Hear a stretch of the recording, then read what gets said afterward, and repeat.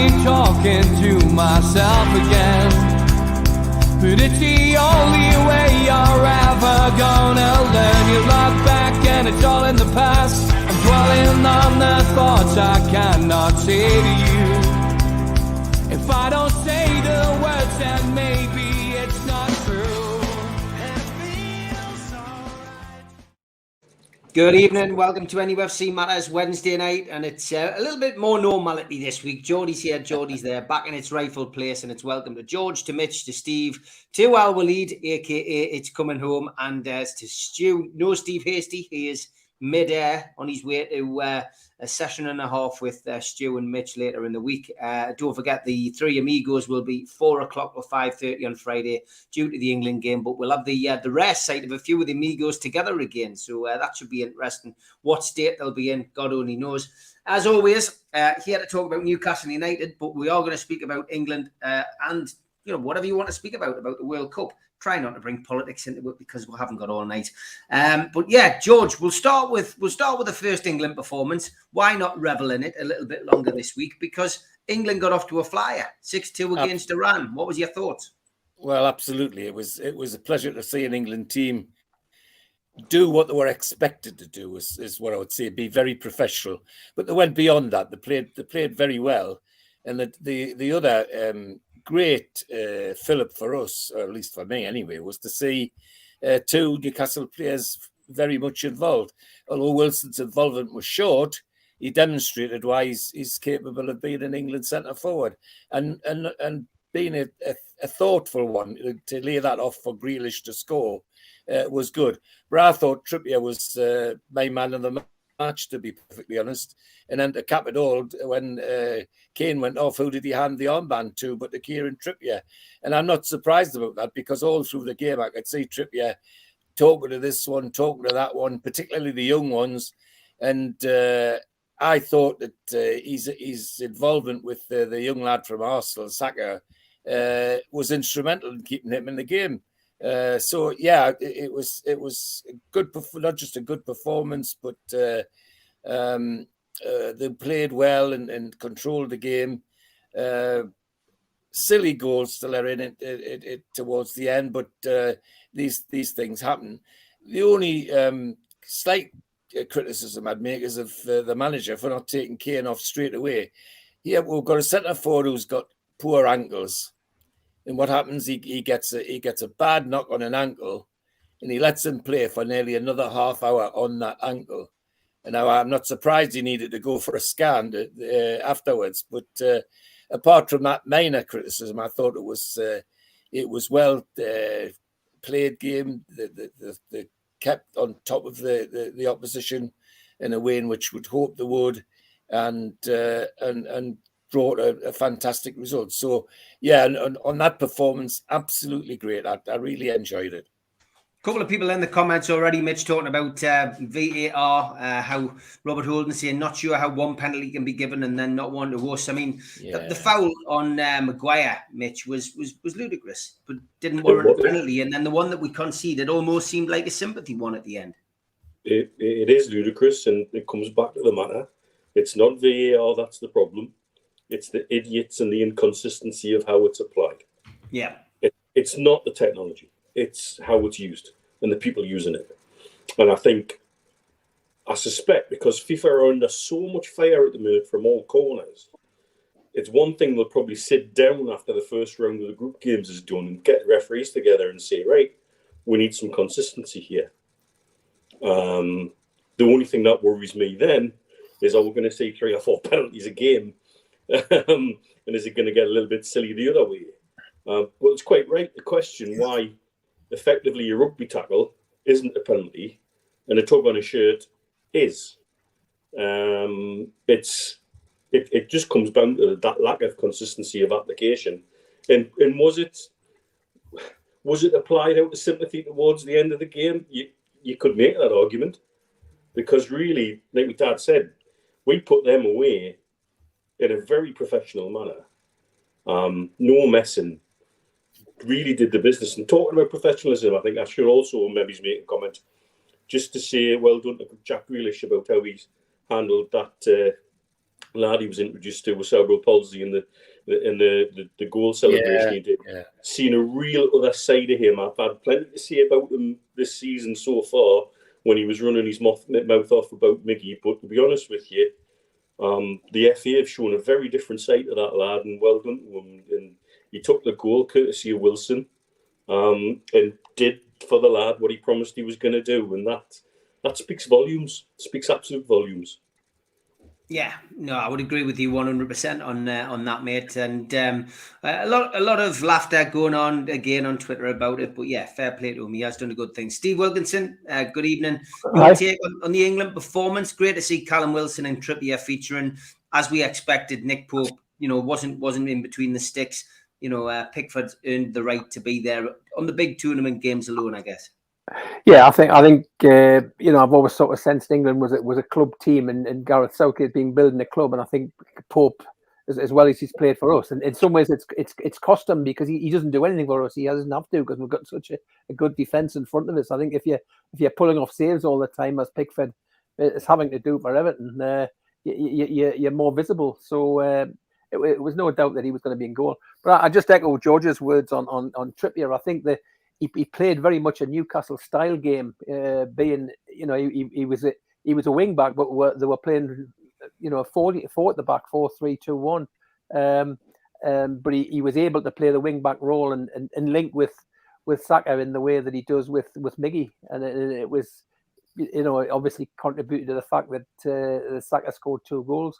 I think the important thing for England is that they've got the potential bogey game out of their skin, as we've seen both with Argentina and now Germany today against Japan.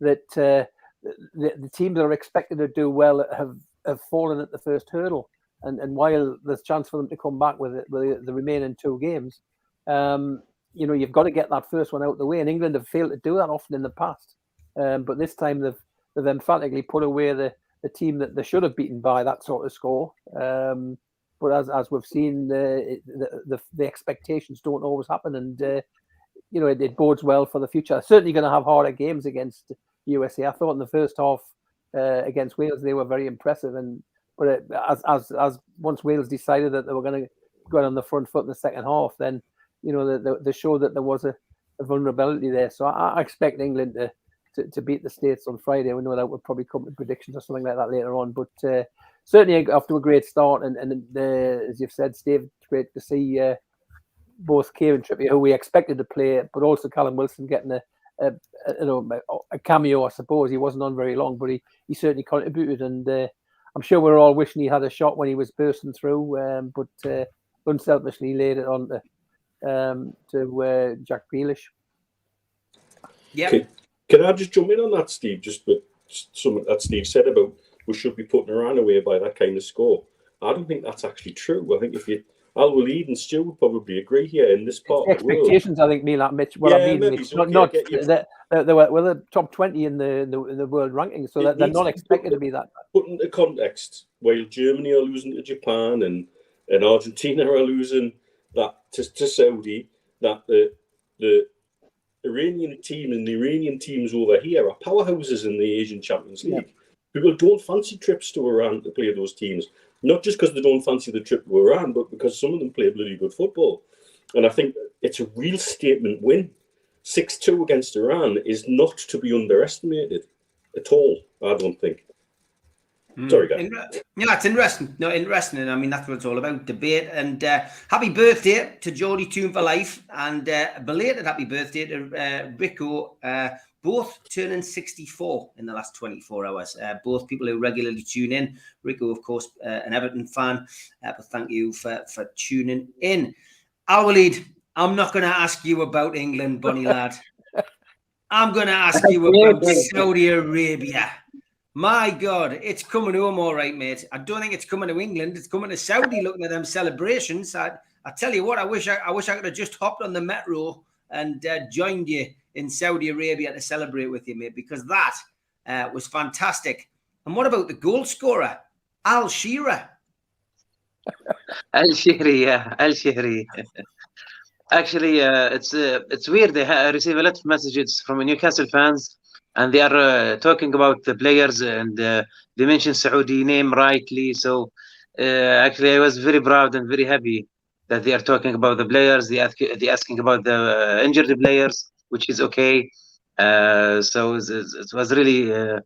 يعني Saudi Arabia improved lately in many aspects, and one of them sport. We see that, and I don't think this will stop. I think we're gonna beat Poland, inshallah, and qualify to next level. Inshallah, 100%. Inshallah. Stephen Kennedy wants to know, how did you spend your day off? Because of course you were given a national holiday. No, actually, I have patience in my schedule, so I should work. So I work today.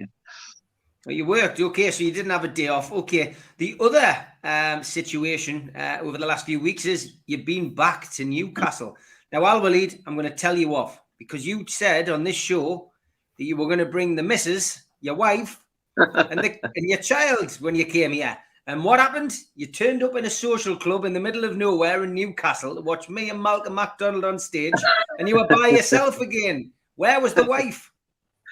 Well, actually, this has happened. I have a trip before and postponed and then cancel it, and then suddenly happen. So you can't control this sometimes. So it was just an opportunity to go, and they just take it. It's okay. I'm just getting some brownie points with Mrs. Al Walid for when I come to Saudi Arabia. She's not watching, so I'm. It's okay. I'll send it to her, Al Walid. Lastly, though, what was the experience like? It must have been great to come to that game and see such a wonderful performance. To Newcastle. Yeah. What was it like coming to the game? Actually, not just the game, to the city. I really enjoyed, and really Newcastle, really amazing city. And it was like 5 days, and it's quickly passed. And the thing is, Newcastle, before you sleep, I have a plan for the day tomorrow, and after you wake up, the plan change always.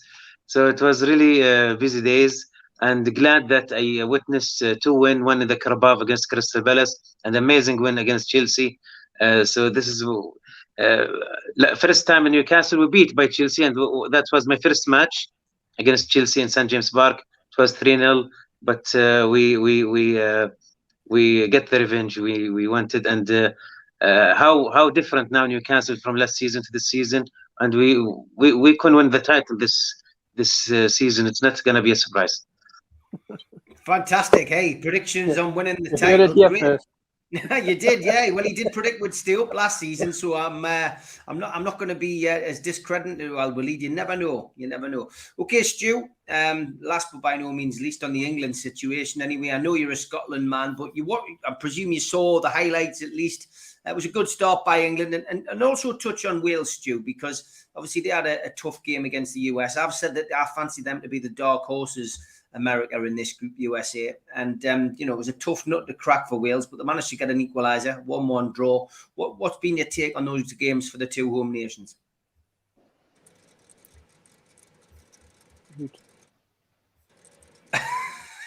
Are you pretending to not have any volume, Stu?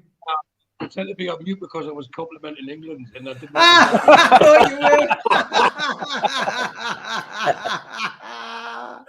That's why I gave you the option of Wales. No, in all honesty, but first of all, happy birthday to everyone. It's great that they're celebrating their Paul McCartney birthday, so it's fantastic for them. But England did a very good. They did have a great performance, and I watched it with Mr. Mohammed, who Mitch knows. He's over here in Bahrain visiting us, and we watched the game together. And I was sitting there, and I wasn't cheering for England when they scored. And he's like, "What? Why?" So I was trying to explain the difference with Scotland and England. I said, "I don't mind watching the game, but I don't cheer." That changed when Callum Wilson come on. I was like, "Go on, Callum!" Every time you got the ball, he went, "I thought you'd not cheer for these." And I was like, so I had to explain because he plays for Newcastle. So that was good, but the take from the game, and I mean, I know Rich has already mentioned what Steve Wilton said about it's easy being dismissive about teams in this region, but the team that's, well, Al Walid's Saudi team, Al Hilal, they've won the equivalent of the Champions League for the last 3 years. and that's who Newcastle are playing in a friendly next month. And I tell you, if we go back to, if we skip a generation when England were beating teams like Turkey 8-0, you know, and then now you wouldn't get that score. You know, the development has been amazing. So it's great to see teams like Saudi Arabia and Iran getting the results, getting the shocks to the majority of the world. But for me, it's deserved because they've invested in it and the countries have bought into it. And for a lot of people, it's an escapism to play football. And if you're doing something you enjoy and you play with a passion, and that's where World Cup sometimes becomes a leveler, says the Scotsman who hasn't seen one for 21 years. But, you know, the passion does make a big difference in this. You know, you get a lot of people a lot of teams who turn up and expect to win. And I think Argentina and Germany have fell into that category already. You know, they think, well, we're better than these, so we just have to do a little bit. So, what's that? Not a chance, Mr. Allen, not a chance. Actually, can I tell a story? There was one that I wore an England shop. I was working in Tenerife and I was convinced Scotland were going to qualify for the World Cup in Japan and South Korea. And at the time, England weren't going to qualify. So I'd been rounding up the lads in Tenerife, like 6 of us agreed to go. I managed to talk 5 of us into going. And I was explaining how Scotland fans are fantastic when they're abroad and you'll enjoy the atmosphere. And it was great. Then Scotland had the 2 bad results in the last round of qualifying when they should have went through. And England beat Germany 5-1 to qualify. You remember the Michael Owen scored a handful there that game. So it ended up like England were going and Scotland weren't. I was like, no, that's all right, lads. There's no need to go for this one. But it's because I'd committed them, they committed me. So when we flew from Tenerife to Heathrow, and as we got in Heathrow, they all brought out these embroidered polo shirts with the England crest on. And I had the name on, and it had, like, for example, Eddie on tour, England 2002. And he's like, yeah, here's yours, Stu. And I said, I'm not wearing it. I said, I'm telling you now, there's absolutely no way I'm wearing it. He would just open it and have a look. And he actually paid to have it embroidered on. Stu on tour with England because Scotland didn't qualify 2000. It's actually right the way down there, right the way down the chest. I thought, you know, just for the meg, I'll wear that. And we're end up being in Sapporo in Japan for the England-Brazil game. And Sky News started interviewing them. They were trying to get us on. And I don't know if anyone can find the clip, but I wouldn't go on the TV. I'd gnashed into the crowd. I thought there's not a chance. My mother and father would have disowned us immediately. Top on. So that I didn't do. But getting back to the England game, the last penalty, I even now still don't know what it was given for. It was a really soft penalty. So for me to say that in England's favour, it tells you that there was some bizarre decisions. I think the word you used earlier was leveller, and it appeared that's what it was. It was just to appease certain people. But England were in cruise control, and if they'd focused for the full 180 minutes or however long the game was played forward, then they would have kept a clean sheet. But if they'd pushed properly, they could have got double figures. But they did right. They rested the forward line, they rotated them, and they give the back line, which seems to be the weak spot, doesn't it, at the moment? I don't think even England fans have got that much confidence in the back line. They've tried to keep them as much to a unit as possible, apart from Maguire getting, was he ill or something and he went off? Yeah, concussion or dizziness or something along those lines. Probably because he was playing, he got a bit dizzy, wasn't it? And then Dyer by nature came on. So the 60 in any games is an emphatic victory. So he's gone. Well, look, Stu, the last time we did this, the last time we gathered, you went, it's always difficult going last, so I'm going to give you the opportunity to go first on this one. I'm not going to ask you for any questions for George, by the way, because there's already plenty come in, so we will be doing Ask George after this topic. But Anthony Nicol preempted one of my conversations tonight. He went, Ronaldo, no thanks. I would agree, Anthony. I don't want Ronaldo anywhere near Newcastle. Maybe he's under Mike Ashley when things were dire. And, it was about maybe selling a few shirts and having a player that could turn a game. I would have taken him, but not under this regime and not with this manager, not with this squad that he's built up. That it's a no from me too. Stu, what about you? absolutely agree. And I think, as the song goes, Eddie is our king, isn't he? And if he has the final say, which I'm sure he has, they will not want to rock the boat. And someone like Ronaldo, similar his name off, they would come in, it would have to be all about them, and it would unsettle a dressing room that is, we discussed that, I think, last week for the professionals, that's overachieving to the point it becomes, they've raised the bar. And something like that is exactly what this club doesn't need at this stage. And I don't think the owners, although in my opinion, the owners, it's the sort of signing that me and Mitch have discussed in the summer, and prior to that, it's a sort of like marquee signing that the owners would probably like to have. I believe Eddie Howe's got too much credit in the bank, and if they start swaying him, telling him this is what we should do, then the whole club would become into chaos. I'd be shocked, stunned, surprised, disbelieved, whatever, if Ronaldo's wearing a Newcastle shirt at any stage of the future on a professional basis. Alwaleed, your views on Ronaldo? Would you take him to Newcastle? For me personally, yes, but I don't think I don't think it's gonna be fit the criteria. Newcastle, Eddie Howe always finding, I don't know how to call it, not about me player, or he just bring players who fight and continue play for the team. So he doesn't want a player playing for him. It's about me. It's about himself. So I don't think he's fit. But for me personally, I would like. But I think he will go to America, I think. Yeah, either America or PSG, one of the two. Okay, Steve Wilkinson. Yeah, definitely not. I think he showed his character before he did this interview in the game when we played them last year, and which was around about Christmas time, and we're just starting to put some form together. A game that we should have won that one really, but it was finished ones each. But him and their Bruno, the inferior version, just shaking their heads all the time, and pettiness about, how the others, definitely not a team player. And that's one thing that we've thrived on this season, is the togetherness of everybody. So to have somebody coming in who has already demonstrated, even without having to go on the interview with Piers Morgan to explain, we've seen that the sort of petulance that he's got. So he's certainly not the type of character that we want in, and I think that'll go for several others that that are, as Stu says, we expect at some point to be finding a marquee player.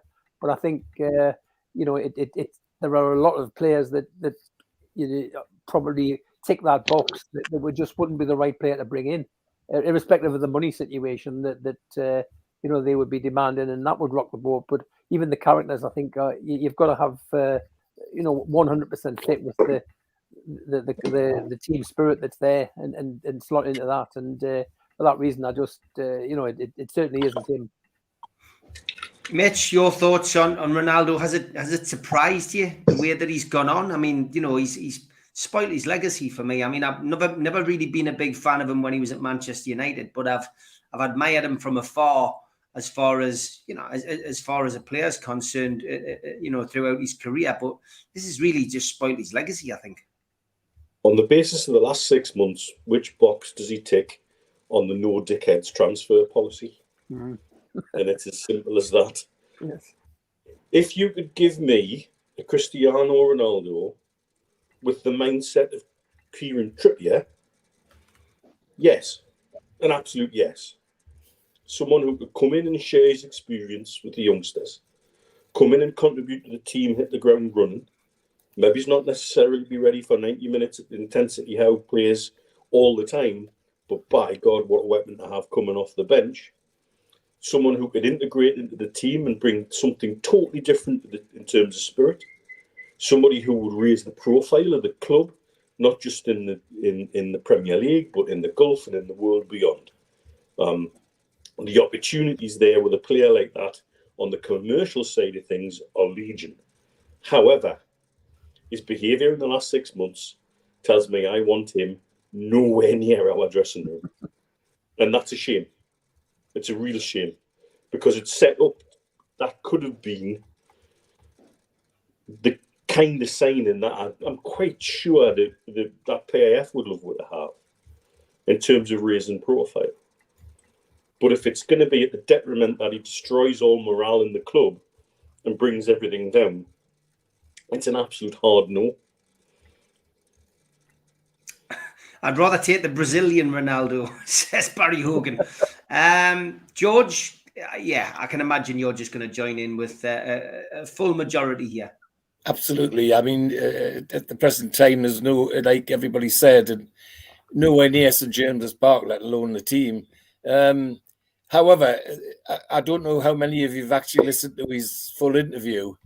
When Manchester United starts slagging them off and saying that they're going to get your lawyers, well, I suspect that what they've done is they've listened to the interview, because if they have, they'd suddenly discover that Ronaldo's probably got lawyers ready to take them to court for just constructive dismissal and all sorts of other things, because the way he's being treated is, by any stretch of the imagination, absolutely appalling, even though he's behaved quite badly in the last 6 months, no doubt about that. The other thing people forget is that on the eve of actually signing, he was going to sign for Manchester City. That's why he came to Manchester. And a certain Mr. Ferguson, Sir Alex Ferguson, got involved, and he signed for United instead of City. I wonder if Pep Guardiola's heaving a sigh of relief now, because I would be. But no, he's not a Newcastle person at all. He wouldn't fit in anywhere. No, definitely not. I think, John Justice Allen has probably nailed it there. That the only reason Newcastle are being linked with a move for Ronaldo is simply because Newcastle could afford it now. But it's highly unlikely that Newcastle will move for him. I think all of us will be very surprised if he did become a Newcastle United player. Okay, before we have Ask George, we're going to have a quick ad break. Don't worry, I will update them. They're still relevant. There's 1 or 2 things on there that need to be changed, but I'll be doing it this week.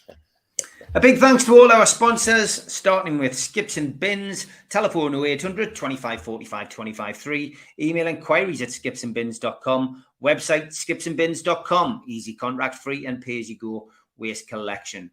Thanks to Darren Baldwin Funerals. You can find them at 304 Old Durham Road on Gateshead. Telephone 0191 478 273 or email Darren at darrenbaldwinfunerals.co.uk or the website darrenbaldwinfunerals.co.uk. Thanks to Garden of Healing Dispensary, CBD hemp and cannabinoid specialists. Their website is thegohd.com. And thanks to 3 Property Investments, who specialise in sourcing investment properties for their clients who are looking to invest in the Northeast. They offer a full in-house service from sourcing the deals to managing the properties for you. They've done over 100 plus deals in the past 12 months for clients all over the UK. Give the guys a follow on Instagram, matty.patter_northeast property and phil.reed_northeast property, or email phil@3property.co.uk should you be interested in getting a good property deal. Thanks to Mr. Vicky's sauces, which are handmade in Cumbria. You can order them by going to the website, mrvickys.co.uk, or by calling 01768 210 102. Thanks to the guys at Blowhole Brewery. You can find them at blowholebrewery.co.uk. Got a vast range of beers. They're a new brewery company, and their cans are suitably addressed, like the Geordie Juice here, in the strips of Newcastle United from the 90s. Big thank you to Media Arts for all the help with the video side of things, and to qtechshop.co.uk, the makers of pool tables and snooker tables in Wallsend, Newcastle, and the guys who run our website. If you want to subscribe, then hit the subscription button. If you want to hit the likes, then hit the thumb up, and please share to your social media. We're also available as a podcast on iTunes and Spotify, and the rest goes up 24 hours after the show has finished. If you want to join, well, you can click join underneath the video and become a member for a small fee. If you want to pay the £25 fee and get a cup, a pen, a scarf, a membership card, and entry into the monthly draw, then go to the website, nufcmatters.com, and click membership, or use your smartphone on the QR code, which will take you straight there. We also give you a free car sticker. If you're a subscriber, simply email john@nufcmatters.com to claim your free car window sticker today. We also support the food bank on here. nufcfansfoodbank.co.uk is where you can find the matchday bucket and make a virtual donation 365 days of the year. We still do a lot of events in and around the region. If you want to see Super Mac pre-match and after-match, you can go to the Dog and Parrot in Newcastle and hear Malcolm give his views on the game and listen to what he has to say about his career as well. Always a great afternoon. Kids are welcome. Good food, good beer. and get yourself into Pumphrey's. You can always see John Anderson and John Gibson in there pre-match on the Cloth Market in Newcastle. A couple of events coming up in 2023, an evening with Peter Beardsley, Friday the 10th of February at St Dom's Catholic Club. You can get the tickets direct from the venue. And Peter Beardsley is also at the Tyneside Irish Centre on Friday, February the 17th. Tickets available from Woucher for that one. Get yourself on the Woucher, make a cracking Christmas present for any Newcastle fan. Also, an evening with Rob Lee, Lee Clark and John Beresford, Friday the 2nd of June, 2023 at the Grand Hotel in Gosforth. Tickets for that are available from www.heelandtour.org.uk/events. And if you fancy a Christmas jumper, get the Bruno Christmas jumper from NUFCmatters.com. Okay, it's time for Ask George.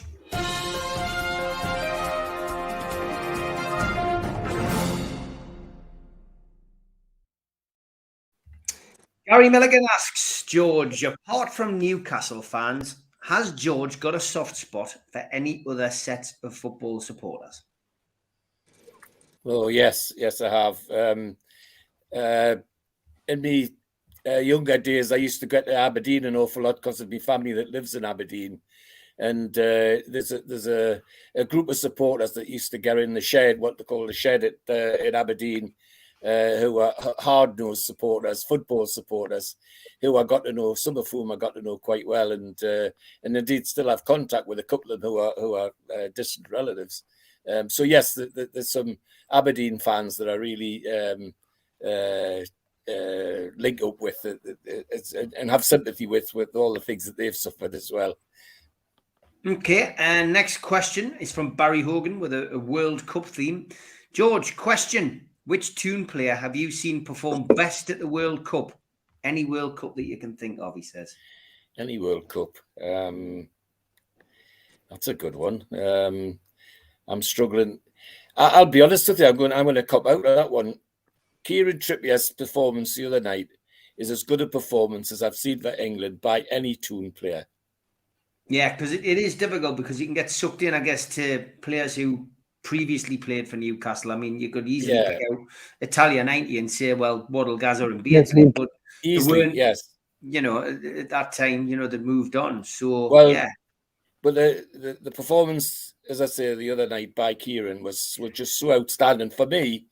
I suppose it goes back to the fact that when I played, I tended to be a defender rather than an attacker. But I thought his all-round performance, I think Steve said he played like he was playing for Newcastle. He did, exactly. Controlled things. Beardsley in 86, George. Yeah. Beardsley in 86. He made Lineker. He won him the Golden Boot. That's true. Trippier for me. Yeah. Okay. Tom says, question for George. What's the worst referee decision you have seen in football? Great. It could be here all night. Oh, yeah. God. Troutford Mills. Well, Troutford Mills comes to mind, but so does a guy called Rennie, who, in his wisdom, decided that Alan Shearer should be sent off for fouling too many times, and he was the only one that could see what where that came from. I mean, it was an absolute travesty, to be honest. And even he, I'm sure afterwards, even when he reflected on it, he realised he'd made a wreck. So that one was particularly galling for me. Yeah, okay. Last question comes from Mark Edward Brown. He says, ask George what he's thought about the quality of World Cup throw-ins. He said there was a cracker in the Argentina game where the guy threw the ball into the ground 30 yards upfield like a pass, but it was played on. Well, I hesitated talking about it at the beginning, but I don't think there's a coach in the bloody world knows how to take a throw-in on the standard of what I've been watching on there today. And we got nearly close to getting them right, but it doesn't just the players, it's the officials as well.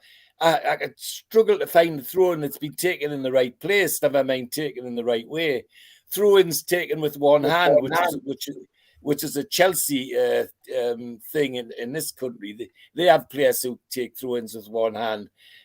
Players that encroach on the pitch when they're taking a long throw. I mean, all this is happening in front of our very eyes at the moment. So, yeah, there's been some bizarre ones. People just sort of rolling the ball off the top of their head because their mate was close to them, not actually throwing it at all. I mean, I'll tell you what, I explain why it gets up my nose. If you start faffing about with the little rules, and the little rules don't matter, how long is it before you're starting to interfere with the rules that you think do matter? And that's what irritates me a little bit. They do matter. I mean, and I have to say, if they're used properly, they can be a lethal weapon. Now, I know I'm talking history now, but I go back to when we had Charlie Mitten at Newcastle. All the teams that played, we had the first team, Central League, A team in the Northern Alliance, B team in the Northern Combination, juniors in the Northern Newcastle Junior League, ends in the Northern Intermediate League, and all had the same system of 5 ways of taking a throw in. And if it didn't happen, Charlie Mitten heard about it, and by Jove, when you went for the next training session, you got told about it. And it was the same with other things. He wanted all the teams at Newcastle to play exactly the same way. Yeah, I mean, for me, it's just, I've tried not to watch too much because it's going to spoil the game for me. But throw-ins are an absolute shambles at the moment in this World Cup. Yeah, okay, well, great stuff. As always, thanks for getting your questions in. But George, we'll have more about them next week. Let's get back to Newcastle United then.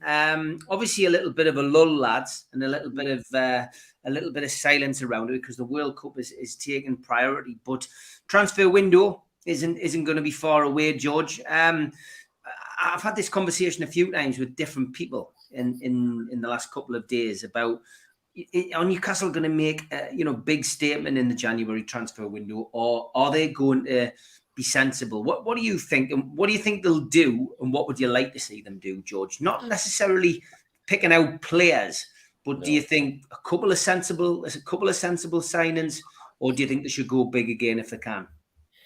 I honestly believe that they already know now who they would like to bring in, and it won't be more than 2. I don't think. But I think they know now who they'd like to bring in. And if they can't get them, then they'll just carry on until the summer window. I don't think they'll go silly and just spend money for spending's sake. But I do honestly believe that they know now who they would like to bring in. And that's what I hope will happen. And I'm not going to go into names because that's invidious, really. It's bad enough guessing whether they're going to do it or they're not, never mind putting names to it. But I do honestly believe that I suspect they already know who they would like to fit into what we've got now. And if they can't get them, then we'll have to be patient till the summer. Okay. Mitch, same question to you.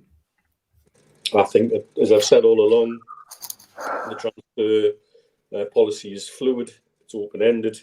If somebody becomes available that they think is the right fit at the right price, they will make it happen. And if that doesn't happen, then we'll wait till the next window. I think that's as clear as we can make it. We've got players coming back to bolster the squad from injury. So we don't have to panic buy in any way, shape or form. We can be considered about how we do it. And that's exactly what they'll be. I think if they tick the boxes and the price is right and the deal is right, the deal will be done. It's that simple.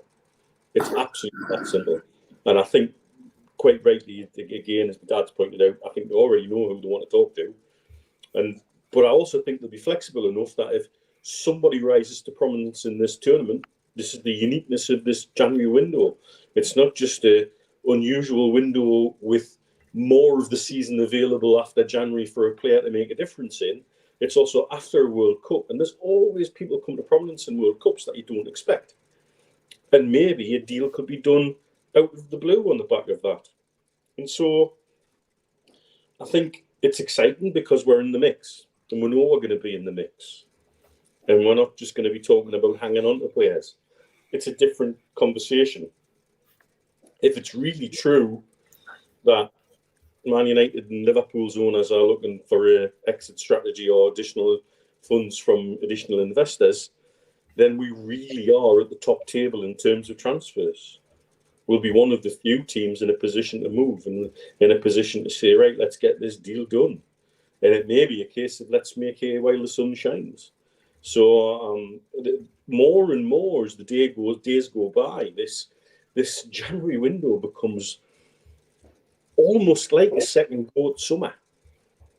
And I think if that's the case, we're in a perfect position to do something about it.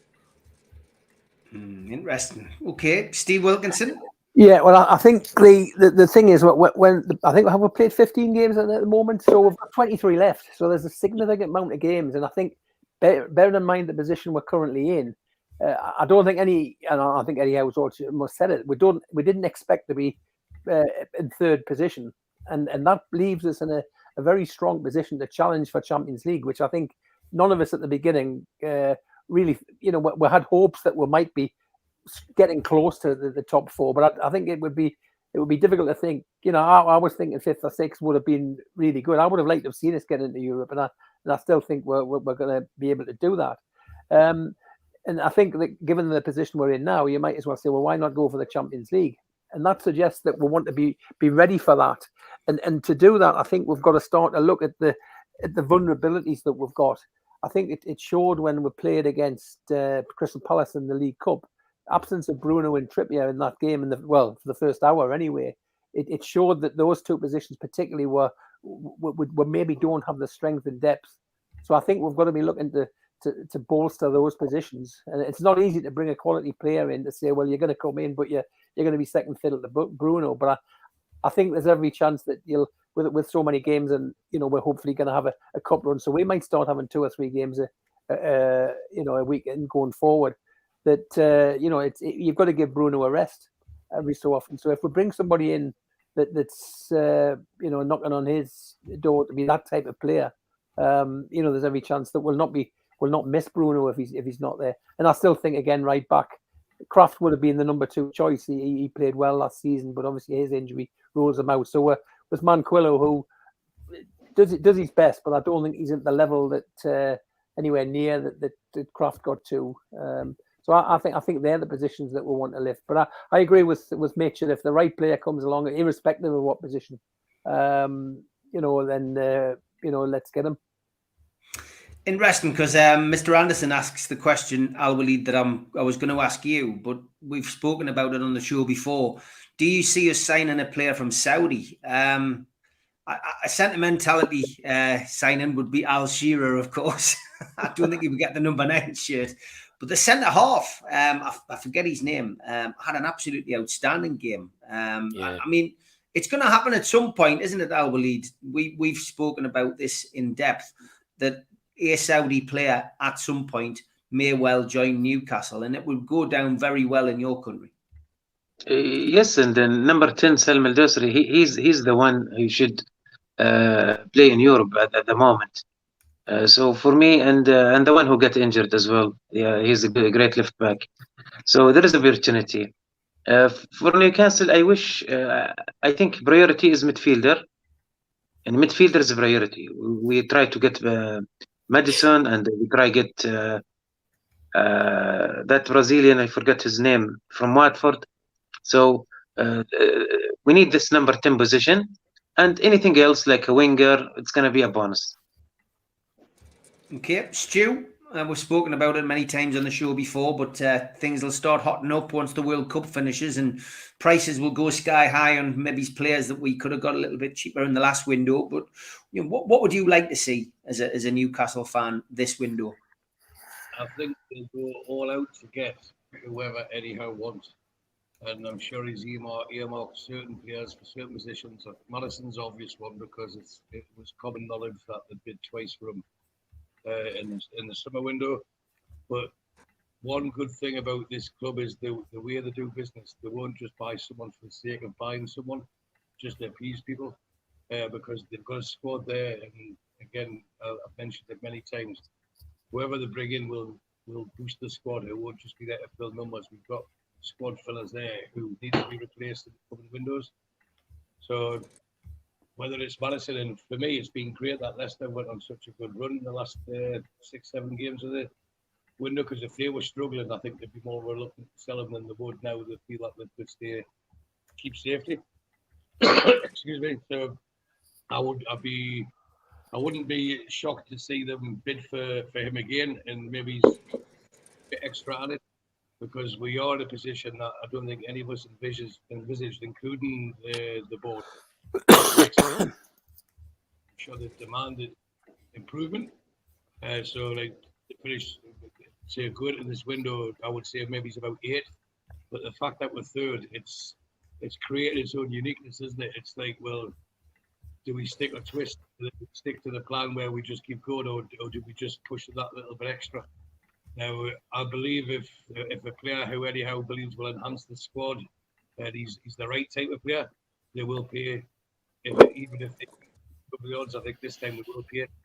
But you've also seen the patience with Botman as well, that they will wait to get to the right man. But I just wanted to comment again on the World Cup, because there's been so much bad publicity to it. But if we go back to World Cups in Mexico and Italy, there was many complaints about the players being dehydrated and it was too hot for them to play, and they should have liquid breaks and stuff like that. There's been none of that, has there? There's been none of that this World Cup. So I think instead of looking for things to complain about, people should be looking to embrace this World Cup. So once every 4 year, adventure tournament, and I think in years to come we'll just look back and enjoy it. But it's the results that will be remembered of. Like when Algeria won in '82, when Iran beat Scotland in '78, and then you've got the Saudi result yesterday, or Monday. You've got the Japan result today. This is what people remember about the World Cup. You look at I'm looking at my son and stuff like that. He's buzzing about this World Cup. And when we're all younger, you remember the goals, you remember the games, the results, etc. They don't remember that people were complaining about this, that, and the other. But that's just the way society is. I think football is becoming the winner, and long may it continue. Yes, there's going to be complaints about offsides. There's going to be complaints about VAR, magical injury time. But that's happened in every single World Cup in existence. There's always been dodgy decisions. There was it not one in the cup final, George? Was it George Courtney was the referee? Yes. And that's about then the most famous one of all is when the England-Germany game, England-West Germany in 1966. Yeah. There's whether the ball crossed the lane, yeah. He did cross the line, by the way. So it's there's going to be contentious decisions in every game, but that's why we love the sport, And as long as it appears to be done fairly, and I think this is what Mitch referred to earlier, there's no consistency to it. But the global game, and I think yes, everyone's had the bones out the way about equal rights. It's in the winter, and who are there to do this? But let's just enjoy these games that are getting played. And the fact that there's been already surprises. I mean, England winning was a massive surprise to some. But, there's been massive surprises already so far in the tournament. And there'll be more. And if you draw and how it's going to be out. I got away with that, didn't I, Mitch, with this straight face? But if you look at the predicted draws, there's some cracking games coming up, football-wise. And if anyone wants to listen, get your money on stuff. When I got it for Brazil final, that's how it's set out. But I think we should just enjoy this. Back to Newcastle, just to summarise. Yes, I believe exactly the same as George. We'll add 2 players, and for me, I've championed Kieran Tierney for the last 2 or 3 windows. I'd love to see him join. He's not getting his game at Arsenal, and he could easily be tempted. And wouldn't it be nice to pitch big for one of the? I won't even say a big 6. I'd say one of our Champions League competitors. Pitch big, and if he had the choice, he would come to Newcastle if he thought he was starting. He's closer to home, and any player worth the salt would want to join what we're creating and what the journey that we've actually not just started, but we're on. There's any player who likes to play football and wants to be linked with success, and through teamwork as well, not through individuals. And this is why I was talking about Ronaldo as a big no. Through the teamwork, Newcastle's the place to be. And when we see Trippier playing as he did, Wilson coming on, and I'm sure Bruno will get minutes as well. Newcastle United, and we've talked about this many times in previous shows. Newcastle United's names emblazoned across that screen around the world. And this is the sort of people who will be coming to Newcastle now. You know, so these squad fillers will be world-class players that we're going to bring us. But I'll go back to exactly what I said at the start. Whoever anyhow wants, I think will push even harder and something bite the bullet, pay that bit extra few million to get them. If that's what he wants and he sees it as a part of the jigsaw, how can they not trust him? Everything he said he's going to do, he's delivered and stayed loads and fair play to the man. Mm-hmm. Okay, finishing off with two clubs up for sale now, Stu. Manchester United and Liverpool. Do you think this has got something to do with the takeover at our place? Because suddenly these big six owners seem to be getting a little bit shifty and want to move on to pastures new. And the Manchester United one was a big shock to me. Yeah, the Man United and Liverpool, but you know what? It reminds us of when Mike Ashley first took over Newcastle, and at the time you had our board, Freddie Shepherd, saying this is a billionaires game now, not a millionaires. And then when Mike Ashley decided to sell, he says, "I'm just a billionaire. I can't compete with these people who are coming in." You know, so now you've got these Americans, they've come to milk it, and the force, as we've talked about constantly, the force that's the tidal wave of success that's coming with Newcastle, they will, to me, in my opinion, they'll replicate and surpass what Manchester City's done. And the Saudi regime will not allow that not to happen. And they'll make sure they'll keep pushing to get it. But then you've got two Gulf states with the right sponsorship, with the right revenue and the potential to grow as Newcastle are. There's a club like that out there. Liverpool are at capacity, Man United are at full capacity. Then these Americans can't compete. So they bring out the flag with the white cross and the white background, don't they? And say, right, we want to get out of this. But who really can they get? Another American? Great, because they all don't want what the brand. So who do they get in? Another consortium in America that's going to, you know, take money out every single window, every single opportunity. Who can they take that to compete with us? And I'm loving it. I'm just watching them all weep and cry. I've been particularly busy at work, so I've been particularly quiet on Twitter. But watching the people being, well, what's the word I'm looking for? Well, it's not two-faced. What they've been is double standard. They've said one thing, but now they'll say another. Sorry, I've been working a long day as well. They get to a point now. Yeah, we'll take Saudi money, but Saudi's not going anywhere because I've said, I must say at least 100 times on these shows, Steve, that the PAF seen Newcastle as a business. They've seen it as an investment opportunity, and with the potential, you buy Newcastle for a tenth of what Chelsea for. So we'll grow to the size of that within 2 or 3 years. That's what business is about. And I'm sure I mentioned Man United. Let's see if someone buys them for $4 billion. How they're going to make extra money on top of that? They would have to clean up, as in trophy-wise. Yeah. And they're probably 3 or 4. They're actually behind us in the queue to legitimately win. So then you're just treading water and taking revenue in. They're not going to increase that sale to $5 billion. And even if they did, who's going to spend that money on it? So it's a shame. And I'm really, really, really upset that Man United might just be treading water while we're swimming as fast as we can with the propeller stuck to our feet. Let them crack on. They've had their success. We're going to have ours now. A lot of sentiment there from Stu, as I'm sure the viewers can hear. Al-Walid, has it surprised you to see Manchester United now go up for sale? No, because as you speak, guys, that Manchester and Chelsea and Chelsea now, not before, and Liverpool. They are beside the American owner thing. I'm not talking about American thing. No, I'm talking about they are pure business. They just care about money, so only money. So I think they realize by Chelsea selling, it's maybe this is like stock market. This is time to sell. I think from their economic view. So that's no surprise. Okay, Steve. Yeah, I think Mike Ashley years ago said that he expected one of the big teams to go bust, and I think the model that we've sort of forced on and Man City as well really is the model that they've set up, where they kind of mortgage the club and take money out. It just doesn't work. And I think the Super League was the get out. That was their way of making it work. And I think that they're realizing that they've got very little chance of bringing something like that back, particularly since now we've joined the elite at the top. There isn't the cartel there now with so much dominance to take over the top 6 places and say, well, we're gonna form this Super League. Then say, well, hang on a second, we are in the Champions League next year, ahead of one of you 6. I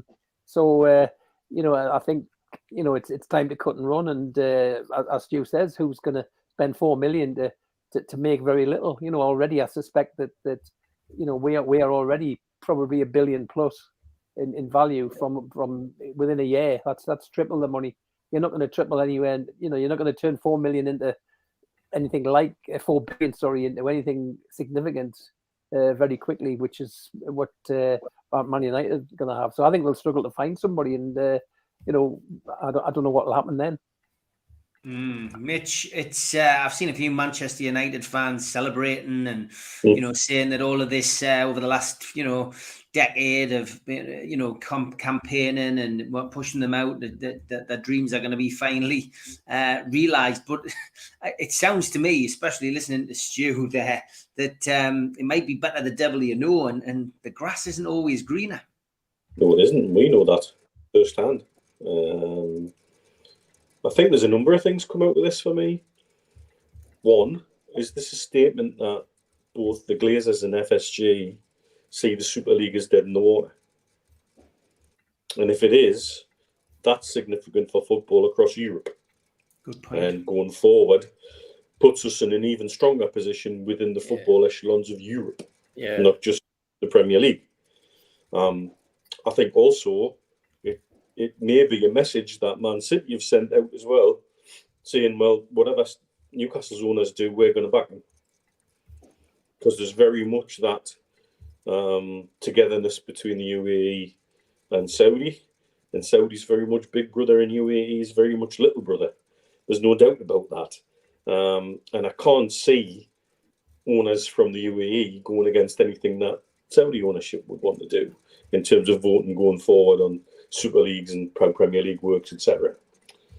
I think the other thing we're seeing an inflation of prices. Chelsea's sale price is actually 2.5 billion. All the rest of that money was ring-fenced for ground development and for the victims of the Russian police action, which all seems to have disappeared into a bank account somewhere and just seems to be resting there at the moment. And so for Liverpool to turn around and say, well, they got 4.5 billion, we should be worth this and we should be worth that. And Man United saying, oh, we should easily get this. They're actually using the wrong figures. They're using the wrong figures. And I see them hoping that somebody from Dubai is going to come and rescue them. And I can promise you this, 100%. Dubai doesn't have as much money as Abu Dhabi. Not in a long way. And Abu Dhabi doesn't have as much money as Saudi. Not by a long way. So there ain't going to be no big benefactor coming from Dubai, for example, who isn't leveraged to the hilt in the same way the Glazers are to rescue them. Where will we get their leverage? Abu Dhabi or Saudi, and they're not going to do it. Absolutely, they're not. Absolutely, they're not, mate. It just doesn't work like that. And if anybody wants to understand how the dynamics of that works, look up why the Burj Khalifa is called the Burj Khalifa. But there's another thing. That's we're getting into geopolitics again, aren't we? But they're all grasping at straws and flailing around. And still the thing that jumps out at me of everything is this the white flags coming out from two of the American parties about the formation of the Super League. And where's that then going to leave Barcelona and Real Madrid going forward, and Juventus, who still want to cling on to ideas of doing that? Because Man City, remember, have also positioned themselves with UEFA as the people who don't want to go and back the Super League. They want us to have everybody keeping together with UEFA because the Qatari owners have got a very comfortable seat at the UEFA table at the moment. I think the dynamics of football and the politics of football are about to shift again. And they're going to shift to this region. And we're in that mix. And this could be a very significant moment in more ways than we realise for the future of Newcastle United going forward, in my opinion. George, your take on this, please? Well, in all of this, the bit that they all fail to mention when they start to compare Man U and Liverpool and Uncle Tom Cobb, with Newcastle United, the strength of where Newcastle United starts is we weren't in debt thanks to Mike Ashley, and we're not in debt now. We spent nothing that our owners couldn't wipe off tomorrow. Manchester United, 750 millions in debt. Tottenham, $1 billion in debt. Liverpool, 750 in debt. Whoever buys that debt, I suspect, will just be somebody like the ones that they've got now, like the Glazers and the Americans at Liverpool, who just want to add more debt by setting money off against other things, and they won't have the money to challenge on the field like they think they would have. So I think, you used the phrase yourself, Steve, the grass isn't always greener, and I think these people are in for a shock. I think they see buyers where there aren't buyers, to be frank, as Neil and Stu have so eloquently put it this evening. So no, I think they're whistling in the wind, quite frankly. Yeah, I would agree with you. Interesting debate tonight, slightly different from what we normally talk about on the show. Quick prediction, guys, on the England game. George, starting with you against USA. I think 3-0 England. 3-0 England. Mitch? I think 5-1 England. Oh, good God. I'm going to be in the minority here, I think. Steve Wilkinson? Well, I think 4-0. We've won 4-0 a few times, so I think we'll win 4-0. Stu? Why me last? Why me not last? Because I didn't want to leave it to last because I'm going to get Alva leading me on a positive. You next. I was going to say, regarding Man United sale, it's like a house is only worth what the buyer's willing to pay, not what the seller believes. Yeah. I'll give you a prediction that will 100% be true for Friday night. That Mr. Steve Hasty will be very grateful for Mrs. Hasty's presence if he goes out for drinks. Brilliant. I'm gonna go a little bit more cautiously on this one. I think England's gonna get a draw against America. I think it's gonna be a 2-2 draw. 1-0 England's my prediction. 1-0 England for you. Our lead. 3-1 England. 3-1 England. And Saudi, their next game, Al Walid. What's your prediction for that? Well, I believe we can do something against Mexico, but with Poland, I believe my team that's still defending regarding crosses is not that quite. But hopefully, who knows? We can win and go qualify after that. Brilliant stuff. Thanks to the moderators. Thanks to everybody in the chat. 4-0 England, says Chris. 2-0, says Pablo. Good evening, mate. 2-1, says Tom. Lots of positivity. We will wait and see. I'm back tomorrow night, 6 o'clock, with Supermac and with Gibbo. Live show again, and then back with the Amigos. Don't forget, on Friday at 4 o'clock until 5:30. Lads, thanks very much. Take care. See you next week. Good to see you all, lads. Bye. Great. Thank you.